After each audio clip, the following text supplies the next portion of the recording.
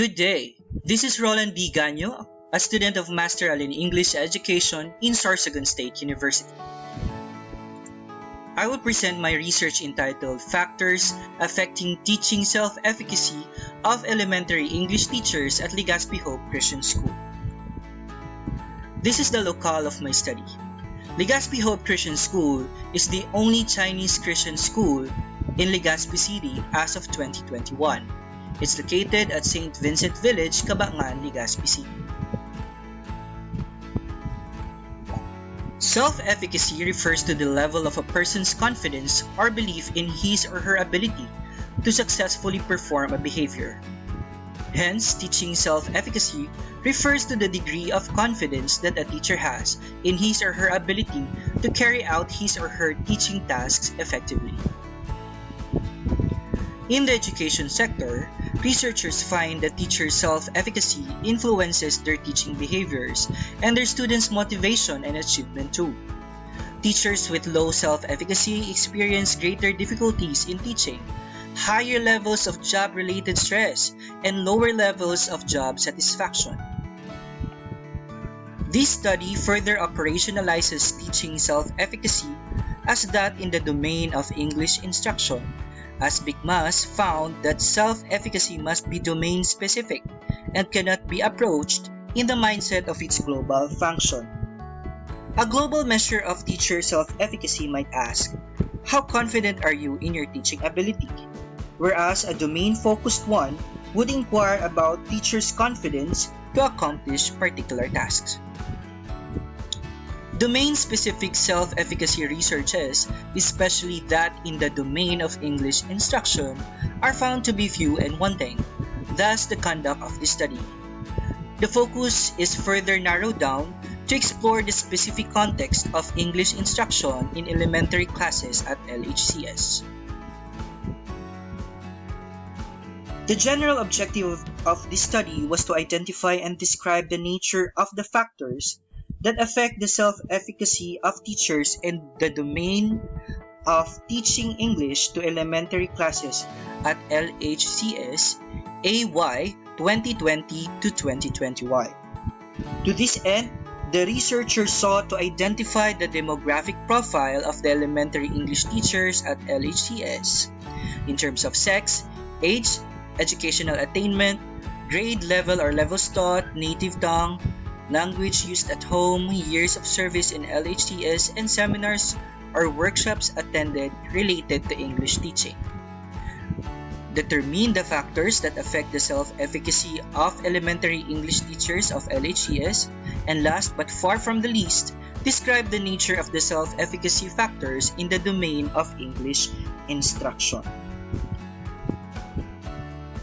Here's the framework of the study.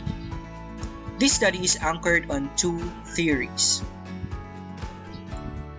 These two theories capture the nature of the factors that may affect one's teaching self-efficacy. According to self-efficacy theory of Albert Bandura, there is this so-called triadic co-determination that self-efficacy is caused or determined by the interplay of intrapersonal influences, behaviors that individuals engage in, and the environmental forces present. And according to the theory of planned behavior of Isaac, various factors that may affect one's teaching self-efficacy may reflect any of these constructs: attitudes, behavioral intentions, subjective and social norms, perceived power, and perceived behavioral control. I employed qualitative descriptive research design for this study. Descriptive research is a type of research that simply describes the situation at hand, and it primarily uses a qualitative data or a non-numerical data that was collectively made sense of through thematic analysis. The data were obtained through survey questionnaire via Google form and in-depth one-on-one interview in both structured and unstructured formats to allow flexibility and encourage enriched responses from the participants via Zoom. We have 4 participants and they were chosen through purposive sampling because they're the only ones who possess the specific qualifications that needed from the participants to fulfill the objectives of the study. Let's proceed to the results and discussion. For the first objective, we have here the demographic profile of the participants. These profiles bear relevance to the study as Guven confirmed in his study the interplay between one's educational background, received training or trainings, and his or her self-efficacy. The number of years in service is also included because it influences the quantity of attendance in seminars or trainings related to English instruction. The age and sex are also included to determine whether or not the expectations based on age and sex do affect their self-efficacy too, since they reflect one construct, a theory of planned behavior, which is social norms. The languages used at home are further claimed to be the native languages of the said participants, which reflect the intrapersonal and environmental forces as determinants of self-efficacy according to Bandura. The language they consider their mother tongue is embedded in their character and thus influences their personal actions.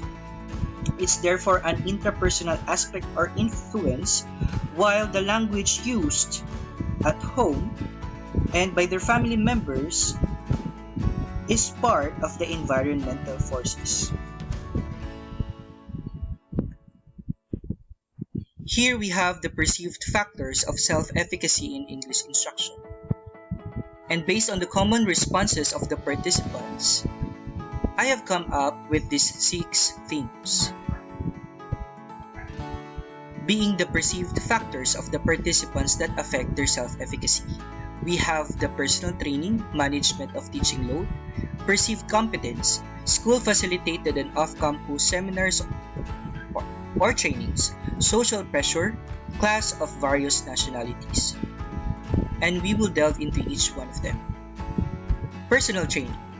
Since communication is the cornerstone of English instruction, their common responses suggest that learning or mastering macro skills on their own is instrumental to making a language teacher effective, and thus the lack of that habit adversely affects their teaching self-efficacy. Management of teaching loads. Although determining the teaching load is out of the teacher's control, this theme is centered on the quality and even quantity of the personal preparation they are able or not to make in their English instruction due to their teaching load. This is especially true in LHCS, wherein, according to the elementary coordinator, Teacher D herself, each elementary teacher handles at least 5 subject loads, which, more often than not, results in some compromise in quality of teaching performance. And we have the perceived competence. The participants believe it is not enough that they have got a bachelor's degree. There must be a continued education or professional development. This highlights the desire to attend up-to-date trainings related to language teaching and expose themselves more in English-speaking communities to increase their belief in their own competence. And we have the school-facilitated and off-campus seminars or trainings. All participants mentioned that their perceived competence is affected by the frequency and recency of the seminars or trainings related to English instruction that they have attended. Based on Table 1, they have not attended seminar or training of such nature and scale for the last 5 years, except the once a year phonics training that was intended, however, for preschoolers. And the social pressure. Pressure is also one of the common factors that the participants believe affect their self-efficacy. This pressure is basically twofold. one from the pupils and the other from the parents. The reasons being that the pupils possess natural ability in speaking and understanding the target language, which is English, and the potential presence of parents nearby during online learning sessions. So this can be linked to their own native tongue and the frequency of them using the English language, and also other factors such as the themes that we have identified earlier, such as the number and the quality of trainings that they have attended. And last but not the least, class of various nationalities. Another standout quality of the composition of elementary pupils at LHCS is that they are of various nationalities. They claim that different levels of pacing, ways of delivery, and sometimes even content are demanded due to the varying degrees of English communication skills of the pupils owing to cultural differences, which they say affect their self-efficacy too, despite the fact that class sizes at LHCS are incredibly manageable. And for the last objective, the nature of the perceived self-efficacy factors. The first three factors that we have identified earlier can be subsumed under this major theme. They are all within personal control, whereas the last three are beyond personal control. As self-efficacy theory suggests, the level of one's confidence in his or her capabilities to carry out English instruction is based on triadic reciprocal causation. The two major themes prove the presence of the context-specific intrapersonal influences and environmental forces at LHCS. Within personal control reflects the intrapersonal influences, while beyond personal control reflects the environmental forces. These intrapersonal influences reflect and prove the presence of constructs as put forth by Isaac, such as attitude and behavioral intention, whereas the environmental forces reflect the constructs of subjective and social norms and perceived power.